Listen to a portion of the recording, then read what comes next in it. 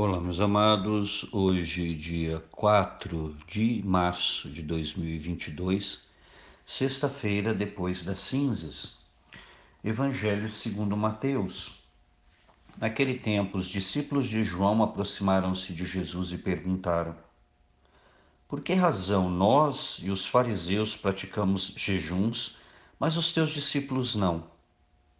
Disse-lhes Jesus: Por acaso os amigos do noivo podem estar de luto enquanto o noivo está com eles? Dias virão em que o noivo será tirado do meio deles. Então, sim, eles jejuarão.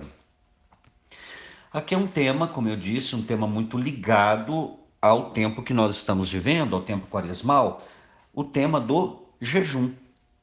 Então, o jejum é uma prática muito antiga, já existente no judaísmo e em várias religiões. Também o islamismo, por exemplo, eles têm o Ramadã, que é um mês todo de jejum. Então, nós tínhamos também vários períodos de jejuns durante o ano. Hoje a igreja nos convida a toda sexta-feira a ser um dia de penitência, de abstinência de carne, e como obrigação, jejum, abstinência, no dia da quarta-feira de cinzas e também na sexta-feira santa. São os 2 dias que obrigatoriamente devemos fazer jejum. Então, como eu disse, era uma prática muito antiga. Os discípulos de João era um profeta, também tinha seus discípulos, era um mestre, João Batista. Então, são eles, os discípulos de João Batista, desculpem, que se aproximam do Senhor e perguntam: por que nós e os fariseus praticamos jejuns, mas os teus discípulos não? Então, é uma pergunta talvez de curiosidade, mas mais do que isso, era tipo: que mestre é esse que não ensina algo tão básico que é o jejum? Nós, que somos discípulos de João Batista, fazemos. Os fariseus e os discípulos dos fariseus, ou como o Senhor vai falar, os filhos dos fariseus, praticam o jejum. Mas por que os discípulos de Jesus não o praticam? Qual era o intuito vamos dizer, naquele período em que o Senhor estava ali? Por que se praticava? Porque o judeu fazia o jejum. Gente, o jejum tinha o sentido de uma preparação para a vinda do Messias. Então era o povo de Israel que, em antecipação à vinda do Senhor, em preparação à vinda do Messias prometido lá no Antigo Testamento pelo Pai através dos profetas. Então o jejum tinha essa intenção de preparar o povo de Israel para receber o Messias. E aí você entende o porquê que Jesus dá essa resposta que ele dá. Por que os discípulos do Senhor não faziam jejum enquanto os outros faziam? Porque os outros esperavam o Messias. O do Senhor já gozavam da alegria de ter o Messias, porque o Senhor é o Messias e os seus discípulos o reconheceram como tal. Enquanto os discípulos de João e os fariseus não tinham reconhecido o Senhor Jesus como Messias. Então, Jesus fala: tem sentido? Não tem sentido de fazer o jejum. E ele vai explicar. Mas antes de eu entrar nessa explicação que o Senhor dá, por quê? Talvez você já perguntou, por que nós hoje fazemos jejum? Qual é o sentido do jejum? Eu só passo fome, o que vai me ajudar com isso? E é importante entender. Passar fome a gente faz regime. Passar mal a gente faz regime. Tá? O jejum, ele é um autodomínio. Por quê? Lembremos as 3 tentações que nós vamos ver domingo. As 3 tentações que o Senhor sofre. Qual é a primeira tentação? Alguém lembra? Transforma essas pedras em pão. Porque a primeira tentação, gente, que o inimigo vem contra nós é na carne. Se eu não consigo dominar a minha carne, ele não precisa nem chegar na parte espiritual, ele já me vence ali na parte carnal mesmo.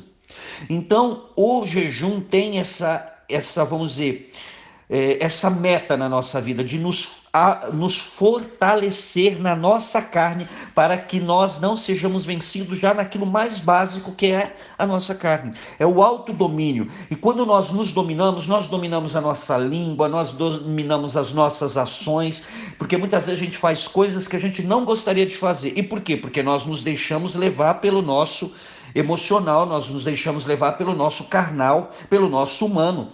E aí o jejum junto com a oração não é dispensada, nós buscamos com a graça de Deus esse autodomínio, que nós consigamos dominar os nossos apetites, os nossos desejos carnais, em tudo aquilo que você puder pensar, desde comer, de beber, apetite sexual, sei lá, aquilo que for. E também a questão do falar, do ouvir, do olhar, do pensar e tanta coisa que a gente busca dominar. O jejum nos ajuda, por isso nós fazemos. O jejum não é para passar fome, o jejum não é para passar mal, para ter dor de cabeça, ânsia de vômito, desmaiar, nada disso. É muito claro o intuito do jejum, de nos prepararmos, como o jejum preparava o povo para receber, o povo de Israel para receber o Messias, que já estava ali no meio deles, mas eles não percebiam. Então, também o jejum nos prepara para o combate espiritual. Tá certo? Aí vamos ver a resposta do Senhor. Aí o Senhor diz: por acaso os amigos do noivo podem estar de luto enquanto o noivo está com eles? Quem é o noivo aqui? É o Senhor. E os amigos do noivo? Portanto, os discípulos de Jesus. É claro que a resposta aqui é não. Ora, gente, se o noivo está com eles, eles estão em festa, eles estão celebrando o casamento, eles estão em plenas bodas. Então não tem como eles, estando em festa, viver luto. Por quê? Porque o jejum também ele tem essa conotação de matar o homem velho, a mulher velha, e fazer o homem novo e a mulher nova ficar cada dia mais forte. Então tem esse sentido. Por isso que o Senhor fala de luto. Porque o jejum ele também tem essa conotação, como eu digo, de matar o homem velho, de preparar o novo para receber o Senhor, e aqui no caso deles, o novo Israel esperando o Messias. Mas o Messias já estava ali no meio deles. O problema é que eles não reconheciam em Jesus isso. Mas os discípulos de Jesus o reconheciam como Messias, tanto é que seguiam Jesus.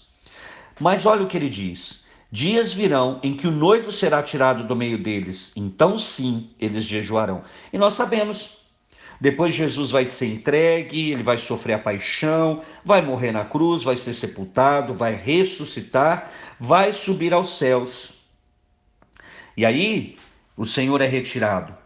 Só que o Senhor prometeu que não deixaria os seus apóstolos abandonados e envia sobre eles o Espírito Santo. E aí sim, nós vamos ver em Atos dos Apóstolos quantas vezes eles jejuaram. Porque aí sim, agora é a preparação, o jejum auxilia, como eu disse, no autocontrole, mas também fortalece a vida espiritual para a pregação do Evangelho, para o combate com o inimigo de Deus. E nós vamos ver em Atos dos Apóstolos quantas vezes eles jejuaram, porque eles precisavam também preparar-se para anunciar o Evangelho, preparar para o combate espiritual, mas também se preparando para a vinda gloriosa do Senhor. Então a igreja também, através do jejum, como Israel se preparava lá para receber o Messias através do jejum, hoje nós cristãos também nos preparamos através do jejum para recebermos o Senhor, que agora virá glorioso, aquilo que nós, dentro da teologia, chamamos de parousia. Parousia é a vinda gloriosa ou a segunda vinda do Senhor. E diante desta palavra nós pedimos, Senhor, que nós tenhamos a ousadia de anunciar o Evangelho e que nós tenhamos a coragem também, Senhor, de jejuarmos, sabendo que o jejum é realmente para um combate espiritual, para preparar o nosso corpo, Senhor, para que nós combatamos e combatamos com a força que vem do alto. Que nós, Senhor, talvez enfraquecidos na carne através do jejum, sejamos fortalecidos pelo poder do Espírito Santo de Deus na nossa vida espiritual, na nossa alma, no nosso ser inteiro. Nós pedimos essa graça, Senhor, que nós entendamos que quando somos fracos, como vai dizer São Paulo, aí é que somos fortes, porque a nossa força vem do próprio Deus. Então que nós tenhamos, Senhor, esta coragem também de fazermos abstinência, fazermos jejum, Senhor, para que nós possamos nos fortalecermos para o combate e assim sermos vitoriosos com o teu auxílio, com a graça do teu Santo Espírito. E Mãe querida, mais uma vez pedimos a tua intercessão, ó Rainha da Paz, roga por nós, pela paz mundial, de forma especial pela paz na região da Ucrânia, e também pedimos, Mãe querida, o fim desta pandemia. Ave Maria, cheia de graça, o Senhor é convosco, bendita sois vós entre as mulheres, e bendito é o fruto do vosso ventre, Jesus. Santa Maria, Mãe de Deus, rogai por nós, pecadores, agora e na hora de nossa morte. Amém. E que desça sobre você, meu irmão e minha irmã, pela intercessão da Virgem Santíssima, a bênção do Deus Todo-Poderoso, Pai, e Filho e Espírito Santo. Amém.